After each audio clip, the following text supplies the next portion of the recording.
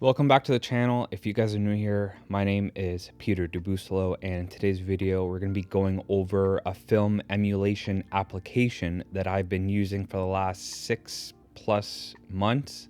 It is probably hands down the best film emulation application that I've been using and that I have used. Now this application is called color.io.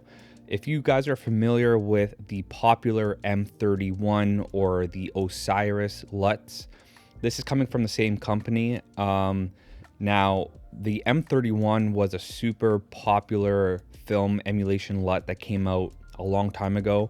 I remember everybody was using it on YouTube and in their videos in general. I used it obviously, and people were just glued to it because it had one of the most popular film looks at the time, and it just kind of got crazy on YouTube. Everybody was using it, everybody was talking about it. So color.io is coming from the same atmosphere from the M31 LUT and Osiris. Now color.io is not a plugin within Resolve. It has its own application.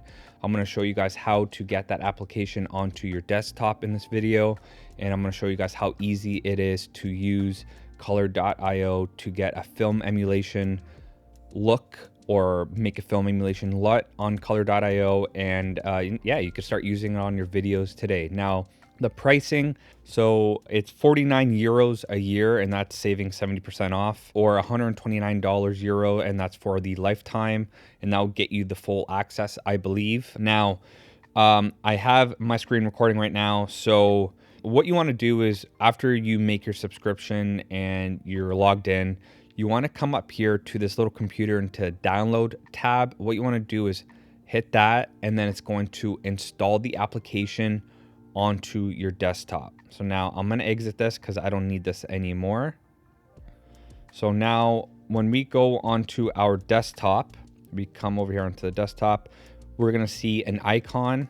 And as you can see, the icon is right over here. You simply double click it and it opens the application on your computer. Like I said, this is not a plugin in Resolve. It has its own application. It's very powerful.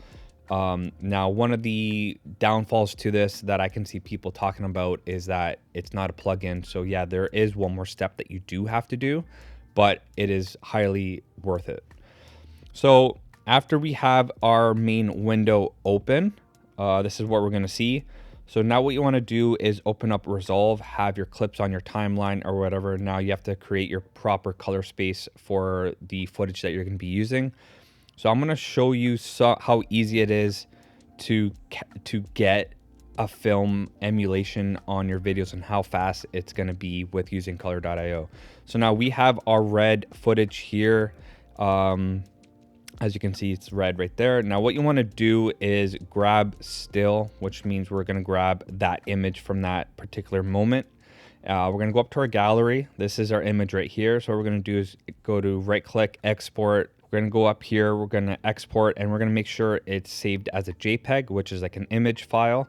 I labeled this as Vic123. So we're going to go to export. So now what we're going to do is we're going to open up color.io.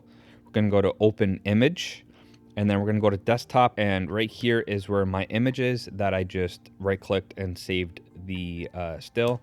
So I'm going to import that. So now I have my image here, and so this is where all the magic happens. So the first thing is we want to convert our image to a Rec 709, and basically what we're going to do is go to this little camera logo here, and we're going to find red log 3G10 red wide gamut. Okay, and that's going to automatically convert our image into a Rec 709. Now, what we're going to do is, as you see this big list here, this is where all of our film emulation is going to be. But first, we can change this to a Rec 709 or sRGB. sRGB is going to make the blacks a little darker, depending on the display you're using. So we're just going to go with Rec 709 because it's just going to give us a softer image. So now this is where, like I said, this is where all the film looks are. ASC bright, like that looks great already, but I'm just going to scroll through some of them to show you guys what we can create. Vision one is great as well.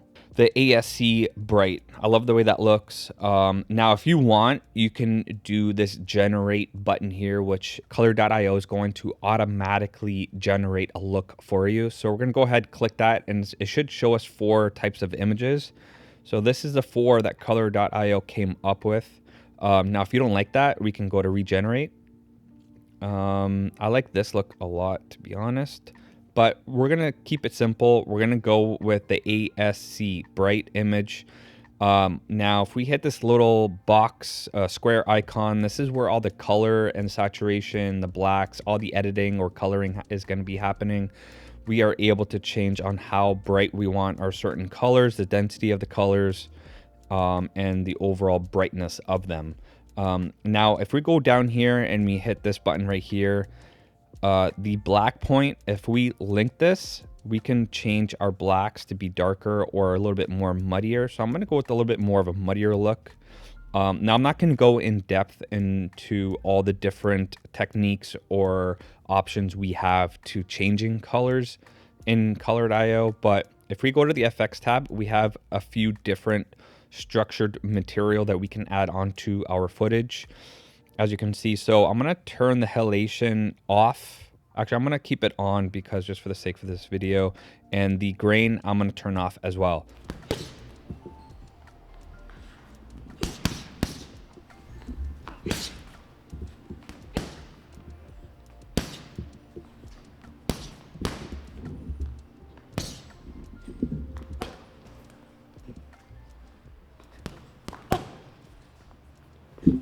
Showing you how to do this within Firefox.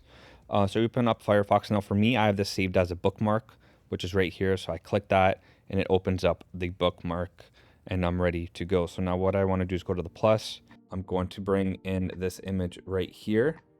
So we're going to use the Vision 350D. So I'm going to go to export.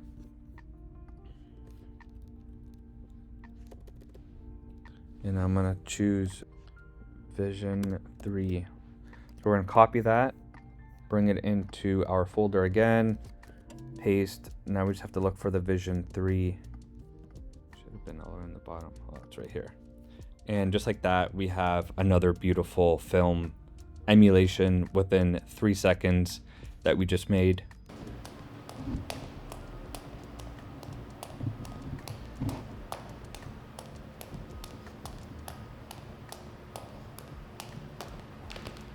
Now, I made a LUT already that I just previously did, the Vision 3. We can actually use that if we wanted to. That's what this would look like. Now, as you make a whole bunch of different more LUTs, you can still use them depending on the color space that you're using. So you just have to make sure you're choosing the correct color space when you're editing. Let's start this one from scratch, actually. I'm gonna go to grab still, gallery, export. I'm gonna save it as whatever I want. And then we're gonna bring that image back in. Now we just wanna make sure we're set to log there as well. And then we're just gonna change the looks of what we want. I actually like the Tetrachrome. So we're gonna go ahead and export.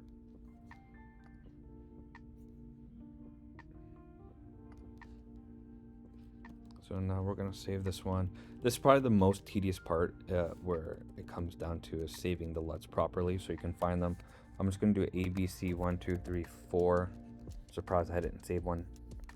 That was that. So I'm gonna go back into the Gemini. I'm gonna go to Reveal in Finder, paste ABC 1, 2, 3, 4, refresh. And then boom. 2, 1.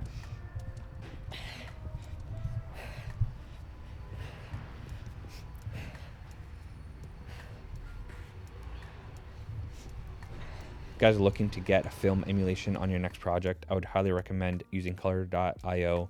Look them up, try them out for yourself, and then let me know what you guys think, if you guys are using it right now, or if you have any questions about this application, let me know in the comments below and I'll do my best to answer them. So yeah, we'll see you guys on the next video.